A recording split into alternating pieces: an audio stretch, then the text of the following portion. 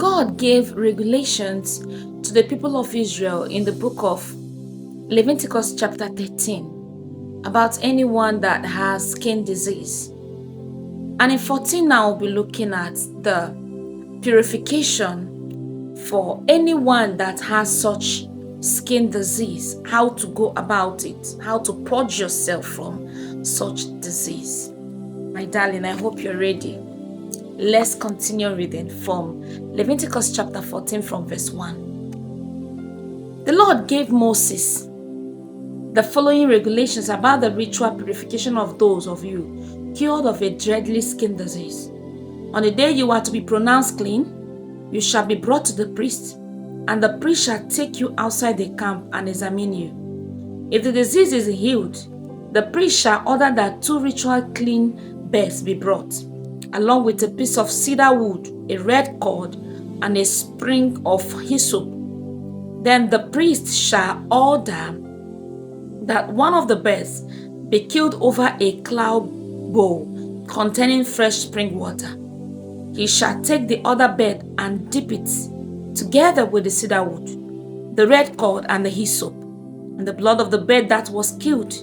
He shall sprinkle the blood 7 times on the one of you who is to be purified from your skin disease, and then he shall pronounce you clean. Shall let the live bird fly away over the open fields.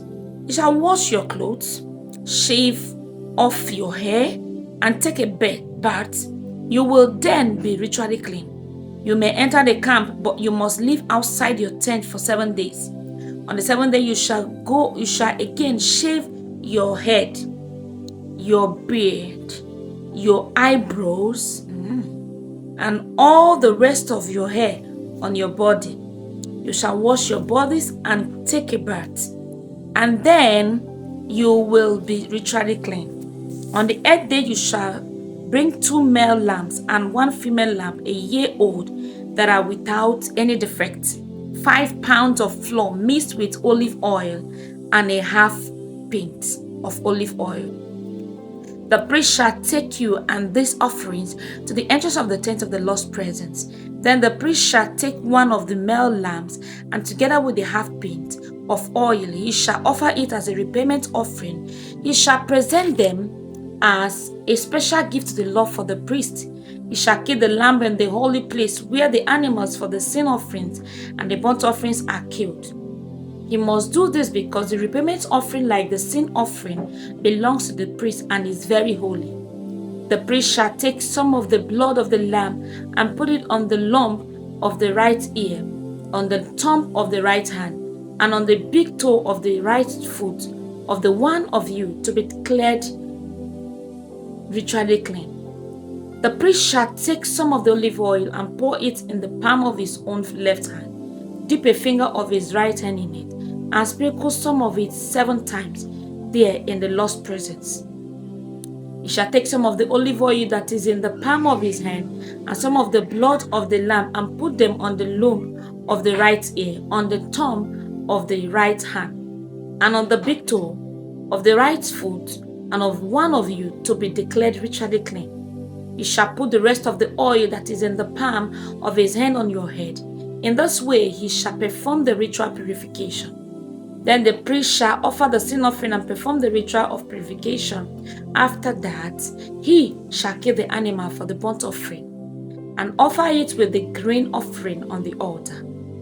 In this way, the priest shall perform the ritual of purification, and you will be ritually clean. If you are poor and cannot afford any more, you shall bring for your purification only 1 male lamb as a repayment offering, a special gift to the Lord. For the priest, you shall bring only 2 pounds of flour mixed with olive oil for a grain offering, and half pint of olive oil.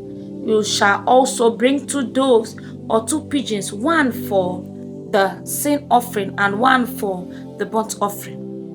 On the 8th day of your purification, you shall bring them to the priest at the entrance of the tent. The priest shall take the lamb and the olive oil and present them as a special gift to the Lord for the priest. He shall kill the lamb and take some of the blood and put it on the lump of your right ear, on the thumb of your right hand, and on the big toe of your right foot.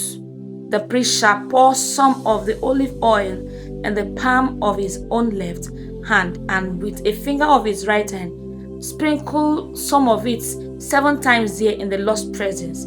He shall put some of the oil in the same places he put the blood, on the lump of your right ear, on the thumb of your right hand, and on the big toe of your right foot.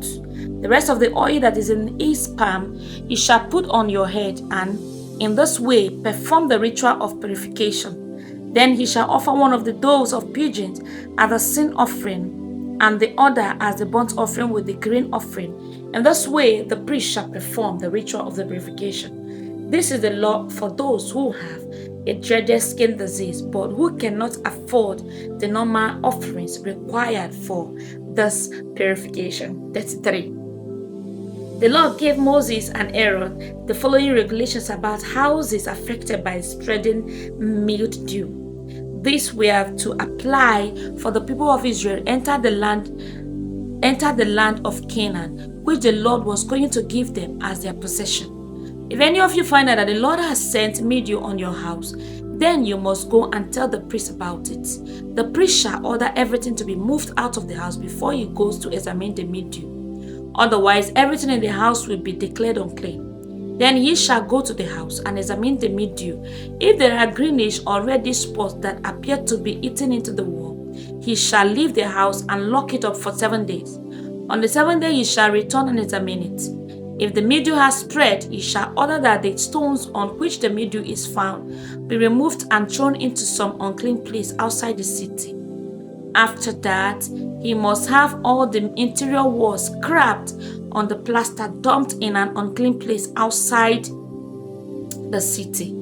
Then other stones are to be used to replace the stones that were removed, and new plaster will be used to cover the walls. If the mildew breaks out again in the house after the stones have been removed and the house has been scraped and plastered, the priest shall go and look. If it has spread, the house is unclean. It must be torn down, and its stones, its wood, and all its plaster must be carried out of the city to an unclean place. Any who enter the house while it is locked up will be unclean until evening. Any who lie down or eat in the house must wash their clothes. If when the priest comes to look, the mildew has not reappeared after the house has been plastered, he shall pronounce the house ritually clean, because the mildew has been completely removed. To purify the house, he shall take 2 beds, some cedar wood, a red cord, and a spring of hyssop. He shall kill one of the beds over a clear bowl containing fresh spring water. Then he shall take the cedar wood, the hyssop, the red cord, and the live bird, and shall dip them in the blood of the bird that was killed and in the fresh water. And he shall sprinkle the house 7 times. In this way he shall purify the house with the bird's blood, the fresh water, the live bird, the cedar wood, the hyssop, and the red cord. Then he shall let the live bird fly away outside the city over the open fields. In this way he shall perform the ritual of purification for the house, and it will be ritually clean. These are the laws about dreaded skin disease, sores, boils, or inflammations, and about mildew in clothes or houses. These laws determine when something is unclean and when it is unclean. Clap for yourself. The Lord bless the reading of His word in the name of Jesus Christ. We did it.